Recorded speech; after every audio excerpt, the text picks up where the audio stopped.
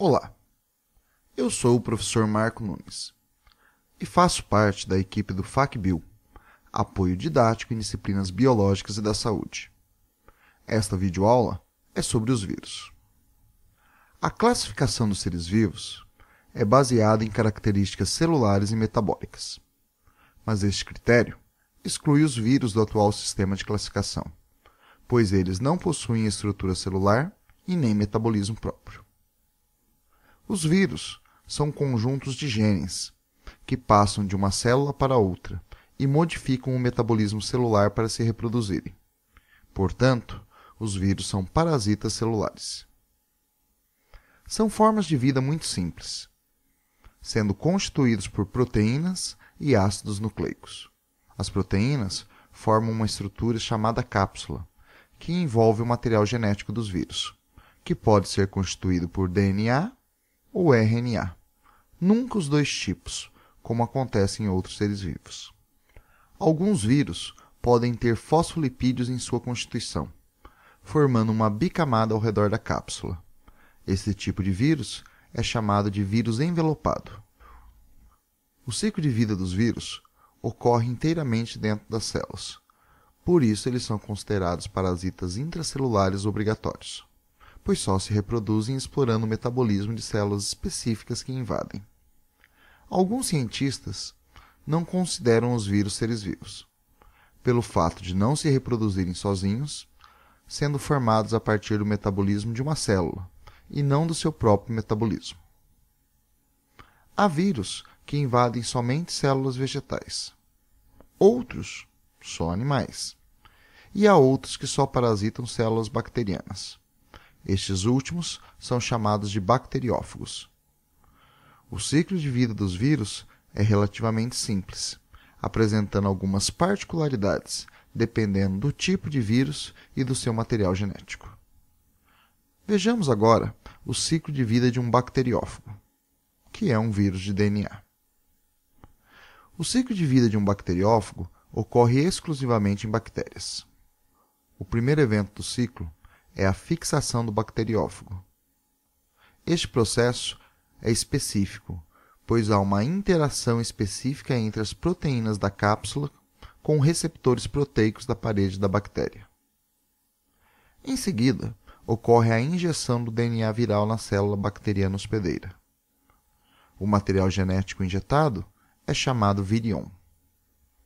As etapas seguintes do ciclo de vida são variáveis, dependendo se o bacteriófago entrar no ciclo lisogênico ou lítico. No ciclo lisogênico, o DNA viral interage com o cromossomo bacteriano e passa a ser chamado de prófago, um DNA não infeccioso.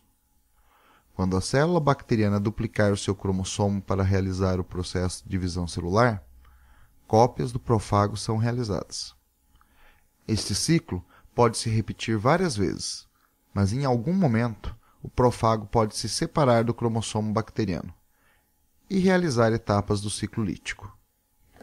No ciclo lítico, o DNA viral coordena a degradação do DNA bacteriano e utiliza os nucleotídeos obtidos para formar cópias do DNA viral. Utilizando a maquinaria celular da bactéria, será feita a transcrição do DNA viral em RNA viral e, em seguida, a tradução do RNA viral em proteínas da cápsula do vírus.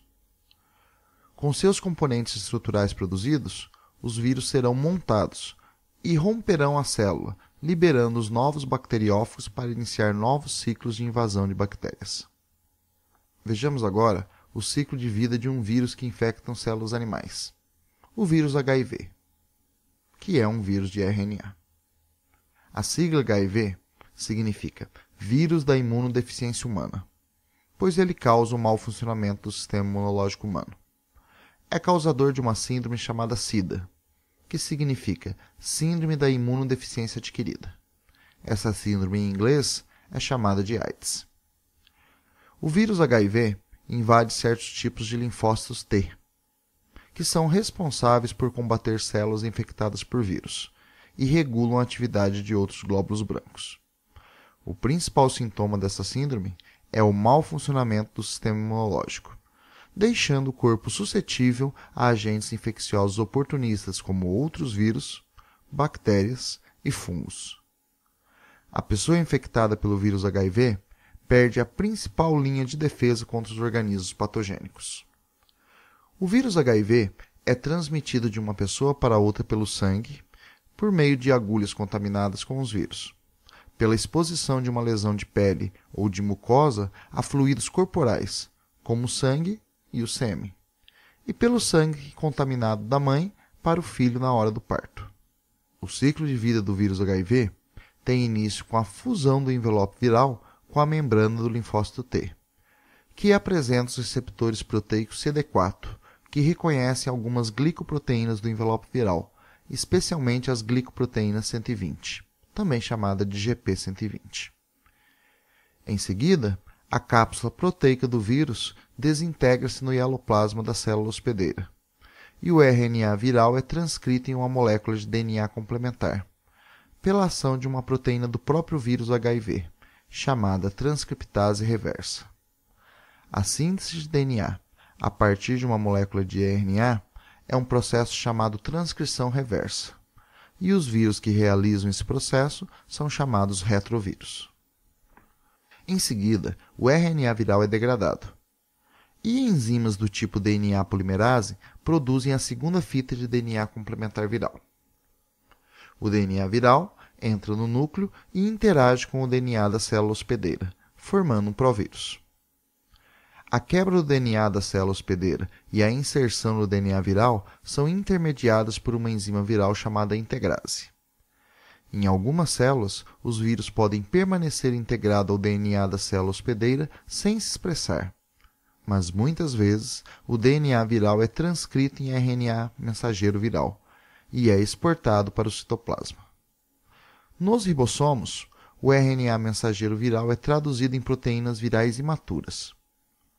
Algumas das proteínas virais formadas são proteases, que agirão na formação de proteínas virais maduras para formar os novos vírus. Depois de concluído o processo de montagem dos novos vírus, eles brotam a partir da membrana dos linfócitos T, destruindo-os. O conhecimento do ciclo de vida do vírus HIV permitiu o desenvolvimento de remédios. Esses medicamentos não curam a doença, mas permitem ao aidético sobreviver com qualidade de vida por muitos anos. Eles agem em etapas fundamentais do ciclo de vida do vírus, impedindo a sua reprodução. O AZT, por exemplo, inibe a ação da transcriptase reversa, impedindo a produção do DNA complementar viral a partir do RNA viral introduzido na célula. Alguns medicamentos inibem a transcrição viral, ou seja, impedem a expressão do DNA viral em RNA viral no núcleo da célula hospedeira. E há também os inibidores de proteases, que impedem a maturação das proteínas virais, impossibilitando a perfeita formação das proteínas virais e, portanto, de novos vírus. Termina aqui esta videoaula do FACBio sobre os vírus. Um abraço a todos.